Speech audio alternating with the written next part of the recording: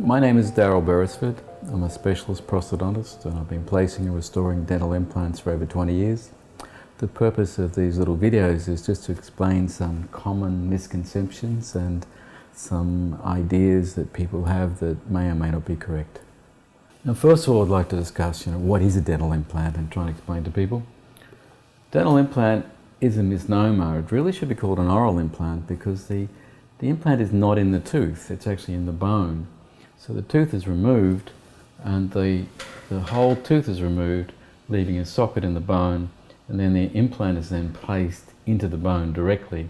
And so there's no living tissue there anymore. It's a synthetic replica of a root which the bone normally grows to, and it supports a restoration in the long term. This is a case that we did 2003. There's an immediate implant. The tooth was taken out, the implant was placed. This is a 10-year follow-up. That's the crown on the implant, crown on the tooth, and crown on the tooth. Now, implants have evolved. The first patient was treated 53 years ago. At that stage, there was really only one brand of implant and one style of implant, and that had a little hex nut on the top and a machine thread, and they came in a limited ranges of sizes. And then that concept expanded through Noble Biocare and Straumann brand of implants. Now, these are all premium implants, and since then there have been sort of generic clones come out by Southern with many different surfaces. And so over the last 53 years we now have 43,000 scientific articles and 300 brands of implants worldwide, all with different surfaces, all with different connections, diameters, lengths, platforms and prosthetic components, and it's actually become very complicated.